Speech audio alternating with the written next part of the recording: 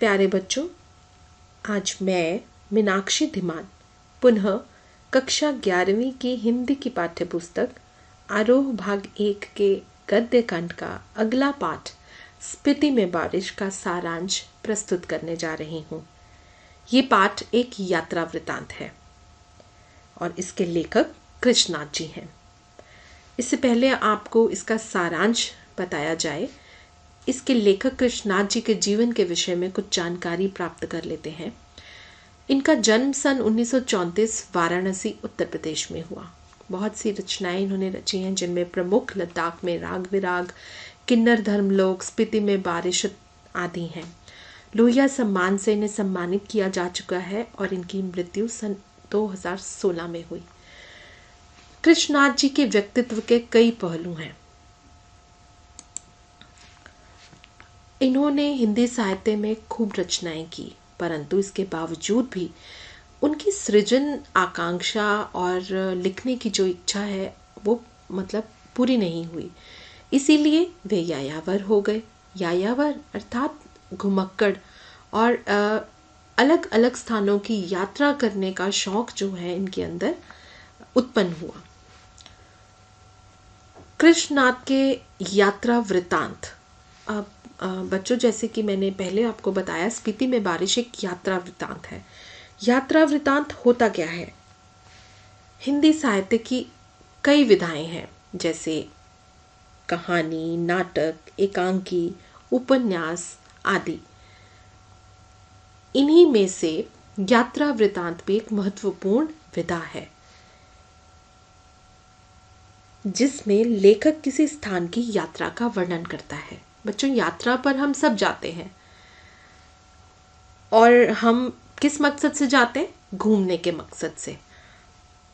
और जब हम पुनः वापस लौटते हैं तो अपने साथ उस स्थान की यादें, वहाँ की तस्वीरें साथ लेकर आते हैं।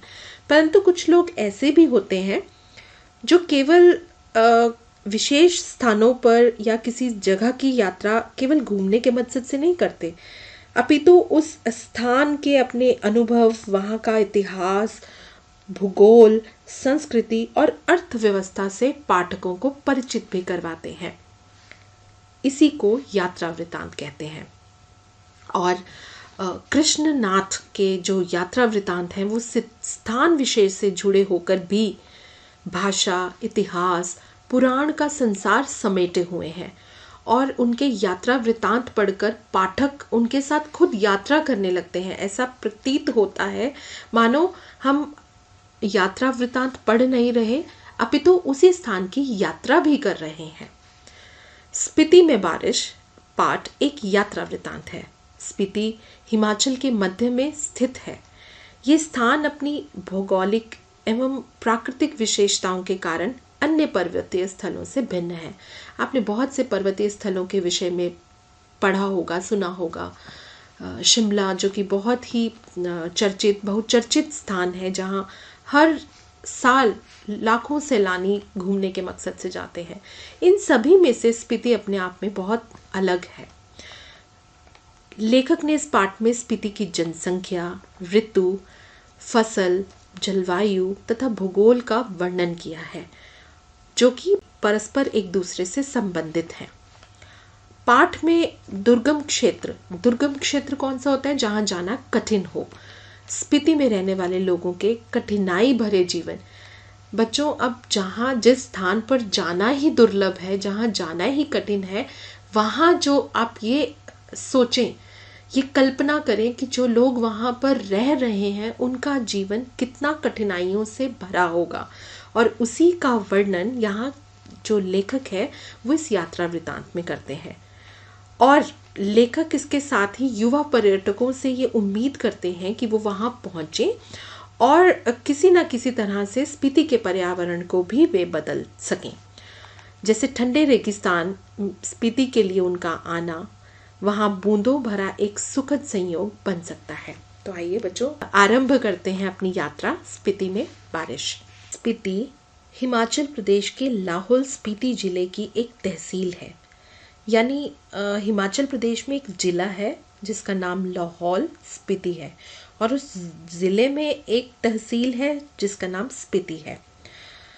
ये स्थान ऊंचे ऊंचे दर्रों और कठिनाइयों भरे रास्तों के कारण यहाँ पर पर्यटक या जो सैलानी आते हैं उनके लिए यहाँ पहुँच पाना बहुत ही कठिन होता है। और लेखक ने जिस वक्त ये यात्रा वृतांत लिखा था उस समय स्पीति में संचार अर्थात संदेश भेजने का केवल एकमात्र साधन वायरलेस सेट था। उसमें भी केवल वहाँ पे स्थान है केलंग और काजा, उन्हीं के बीच संदेश भेजा जाता था। और इतना ज़्यादा दुर्गम स्थान है, ये क्षेत्र है कि इस कारण स्पीति तक परिवहन और आधुनिक संचार की सुविधाएं भी नहीं पहुंच पाई हैं। यही कारण है कि जो स्पीति है वो शेष दुनिया से कटा रहता है। प्राचीन काल में स्पीति स्वतंत्र रही है हमेशा से। फिर मध्य युग में लद्दाख मंडल, कश्मीर मंडल, बुशहर मंडल, कुल्लू मंडल और ब्रिटिश भारत के तहत भी ये सदैव स्वायत्त ही रही है, स्वतंत्र ही रही है। और इसका कारण है इसकी भौगोलिक स्थितियां, क्योंकि यहाँ पहुंचना ही कठिन है। अब अपनी इन भौगोलिक स्थितियों के कारण स्पीति प्राचीन काल से ब्रिटिश शासन तक हमेशा स्वतंत्र रही है, क्योंकि जिस स्थान पर पहुंचना ही कठिन है वहां पर कोई राजा या अंग्रेज आकर शासन कर पाए, ये अपने आप में ही बहुत बड़ा चुनौती भरा काम है। पहले कभी राजा का हरकारा अर्थात कोई संदेशवाहक, जैसे दूत भेजे जाते थे संदेश देने का, क्योंकि और तो कोई साधन था नहीं।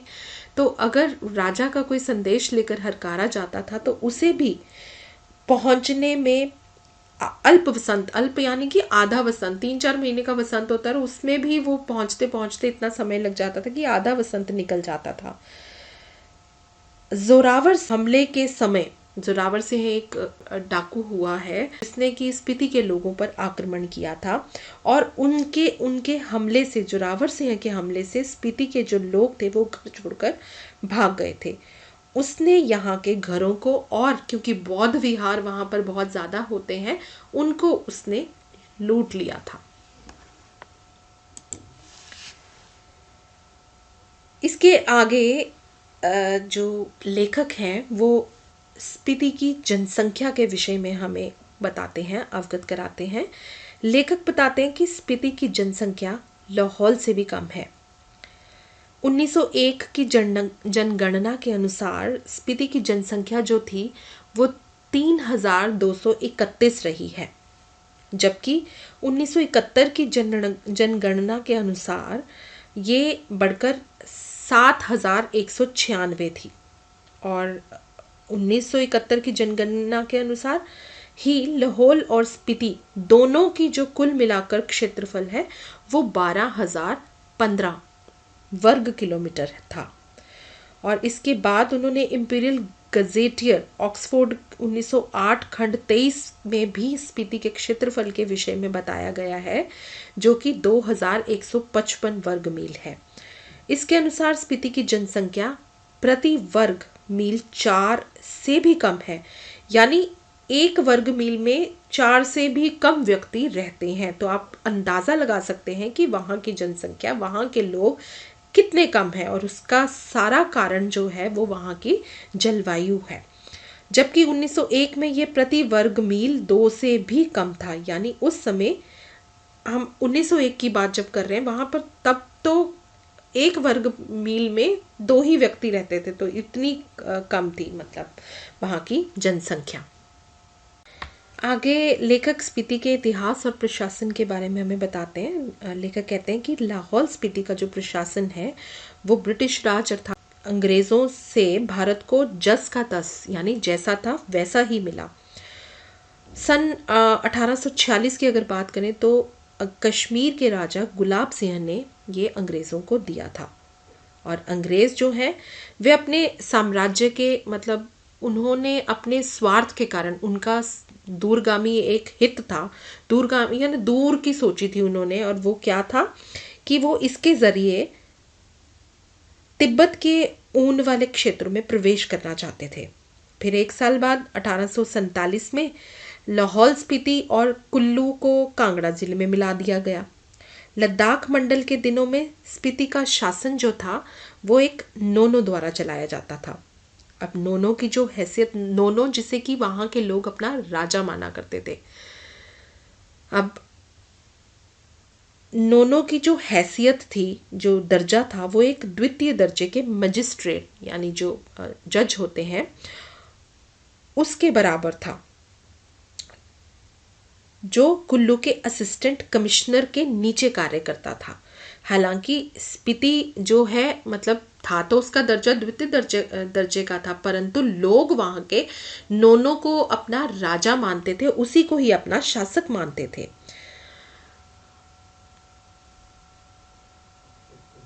और जब राजा अर्थात जब नोनो वहां उपस्थित नहीं होता था तो उसके अनुपस्थिति में उसकी पत्नी दमयंती जी को अपनी रानी माना करते थे।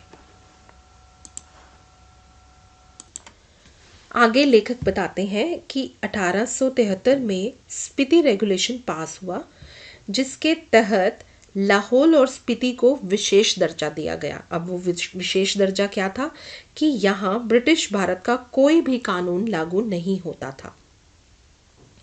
रेगुलेशन के अधीन प्रशासन के कुछ अधिकार जो थे वो नोनो को दिए गए थे। अब वो अधिकार कौन से थे? छोटे मोटे काम जैसे मालगुजारी इकट्ठी करना और छोटे छोटे फौजदारी के मुकदमे उनका फैसला करना, ये सब शामिल थे। इससे ऊपर के जो मामले थे वो कमिश्नर को भेज दिए जाते थे।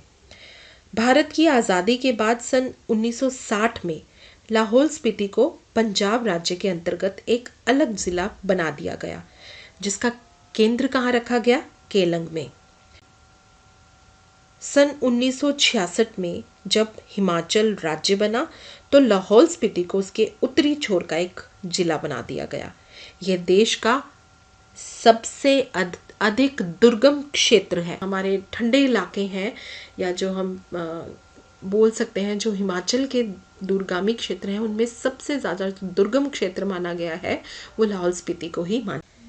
आगे लेखक यहाँ की भौगोलिक स्थिति का वर्णन करते हुए कहते हैं कि स्पीति 31.42 और 32.59 अक्षांश उत्तर और 27.26 और 78.42 पूर्व देशांतर के बीच स्थित है।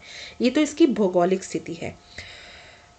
और ये चारों ओर से ऊंचे ऊंचे पहाड़ों से घिरा हुआ है। यही कारण है कि ये दुर्गम है, क्योंकि ऊंचे ऊंचे पहाड़ हैं जिन्हें लांघ पाना अत्यंत कठिन है। और ये जो ऊंचे ऊंचे पहाड़ हैं, इनकी औसत ऊंचाई जो है वो लगभग 18,000 फीट है। ये पहाड़ स्पीति को पूरब में तिब्बत, पश्चिम में लाहौल, दक्षिण में किन्नौर और उत्तर में लद्दाख से अलग करते हैं। यहाँ की मुख्य घाटी स्पीति नदी घाटी है। स्पीति नदी का उद्गम स्थल पश्चिम हिमालय में लगभग 16,000 फीट की ऊंचाई में है, जहां से बहकर वह पूरब में तिब्बत होते हुए स्पीति तक पहुंचती है और फिर उसके बाद किन्नौर जिले में बहती हुई सतलुज नदी में जाकर मिलती है। भौगोलिक दृष्टि से ये अगर हम देखें तो ये इतना दुर्गम है कि यहाँ के बारे में लोगों के जो लोग उस स्थान पर रह रहे हैं उनके बारे में ये सोचकर आश्चर्य होता है कि ये लोग यहाँ कैसे रह रहे हैं। ये क्षेत्र, क्योंकि ये क्षेत्र पूरे साल में लगभग 8-9 महीने पूरी दुनिया से कटा हुआ रहता है और अत्यधिक ठंड पड़ती है यहाँ पर। इसीलिए जो यहाँ पर लोग रहते हैं उनके विषय में सोचते हुए लेखक को भी अचरज होता है, हैरानी होती है। लेखक कहते हैं कि यहाँ पर लोग क्यों रहते हैं, कारण क्या है। कुछ भी तो यहाँ पर ऐसी सुविधाएं नहीं है जिनके लिए जो लोग हैं वो यहाँ पर जीवन व्यतीत कर रहे हैं। मैं आज तक इस बात को समझ नहीं पाया, थोड़ा सा अचरज में है जो लेखक है। फिर वो अनुमान लगाता है कि शायद वो अपने धर्म की रक्षा करने के लिए यहाँ पर रहते हैं, या उन्हें अपनी मातृभूमि से अत्यधिक प्रेम है इसलिए वो यहाँ रहते हैं और कहीं और जाना नहीं चाहते। इस मजबूरी से यहाँ रहते हैं या कोई और कारण, लेकिन जो भी हो मैं तो सिर्फ इतना ही जानता हूँ कि यहाँ पर लोग रहते हैं। किसी ना किसी कारणवश वे लोग यहाँ पर रहने के लिए रह रहे हैं। लेखक थोड़ा स्पीति के पहाड़ों से भी हमारा परिचय कराते हुए बोलते हैं कि स्पीति के जो पहाड़ हैं वो लाहौल से भी ऊंचे, नंगे और भव्य हैं, बहुत बड़े हैं। स्पीति मध्य हिमालय की घाटी में स्थित है। आगे लेखक बताते हैं कि शिमला, मसूरी, नैनीताल, श्रीनगर, कुल्लू मनाली, ये सभी क्षेत्र हिमालय का तलुआ यानी कि हिमालय क्षेत्रों की शुरुआत से पहले के क्षेत्र हैं, जबकि शिवालिक या पीर पंजाल क्षेत्र जो है वो हिमालय की तलहटी, हिमालय का शुरुआती हिस्सा या हिमालय का सबसे निचला भाग है। रोहतांग जोत को पार करने के बाद मध्य हिमाचल शुरू हो जाता है, जिसमें लाहौल स्पीति की घाटियां स्थित हैं। श्री कनिंघम के अनुसार लाहौल की समुद्र तल से जो ऊंचाई है वो 10,535 फीट है, जबकि स्पीति की ऊंचाई 12,986 फीट है, यानी लगभग 13,000 फीट की औसत ऊंचाई है। इसके आगे हिमालय पर्वतीय श्रेणियों में बसे हुए स्पीति के बारे में बात करते हुए लेखक हमें बताते हैं कि स्पीति के उत्तर दिशा में बारालाचा पर्वत श्रेणी है, जिसकी ऊंचाई लगभग 16,221 फीट से लेकर 16,500 फीट तक है। इस पर्वत श्रेणी की दो अन्य चोटियों की ऊंचाई 21,000 फीट से भी अधिक है। स्पीति के दक्षिण दिशा में माने पर्वत श्रेणी के बारे में हमें लेखक बताते हैं कि जो इसकी दक्षिण दिशा में माने है वो एक पर्वत श्रेणी है, और लेखक ये अनुमान लगाते हैं कि इस पर्वत श्रेणी का नाम बौद्धों के पवित्र मंत्र माने के नाम पर रखा गया है, जिसकी ऊंचाई लगभग 21,648 फीट बताई गई है। इसमें अलग अलग ऊंचाई वाले कई और भी पर्वत श्रेणियां हैं। ये सब मध्य हिमालय क्षेत्र में है, जिसमें स्पीति बसा हुआ है। इसके बाद बाहर वाला, जो अभी अंदर वाले हिमालय की बात हो रही थी, अब बाह्य हिमालय जो है उसकी बात करते हुए कहते हैं कि जिसकी एक चोटी 23,064 फीट ऊंची बताई जाती है। लेखक कहते हैं कि यहाँ पर जो युवा पर्यटक हैं उनको आना चाहिए। वो ये लेखक का एक उसकी इच्छा है, उसका अनुमान है कि युवा पर्यटक यहाँ पर आए और यहाँ की ऊंची ऊंची चोटियों, प्राकृतिक सौंदर्य का वे आनंद उठाएं।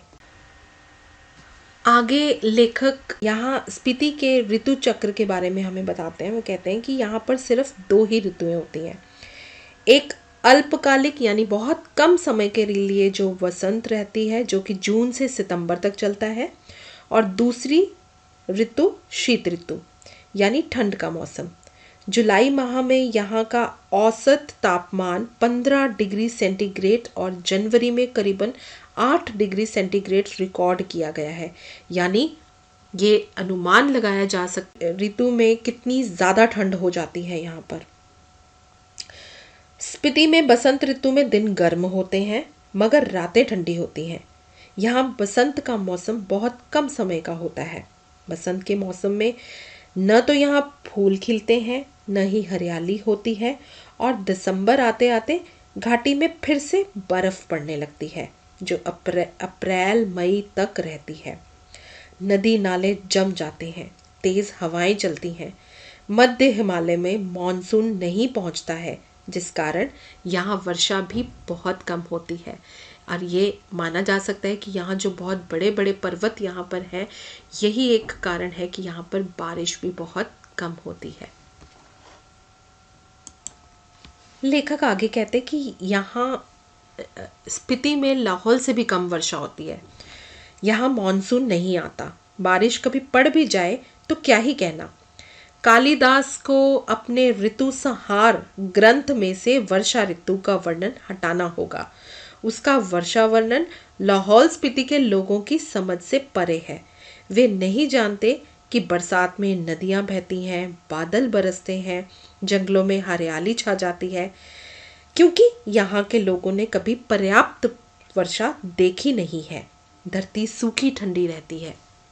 यहाँ लेखक स्पीति की फसल के विषय में हमें बताते हैं। वे कहते हैं कि स्पीति में साल में एक ही बार फसल पैदा होती है, जिसमें 2 किस्म का जौ, गेहूं, मटर और सरसों उगाई जाती है। पहाड़ों से आ रहे नालों के पानी से खेतों की सिंचाई की जाती है। ये नालियां पहाड़ों के किनारे किनारे बहुत दूर तक जाती हैं। स्पीति नदी का तट इतना चौड़ा है कि इसका पानी किसी काम नहीं आता है। स्पीति में खेती के लायक जमीन बहुत अधिक है, मगर सिंचाई की व्यवस्था न होने के कारण सभी बेकार पड़ी हुई हैं। स्पीति में कोई फल नहीं होता है।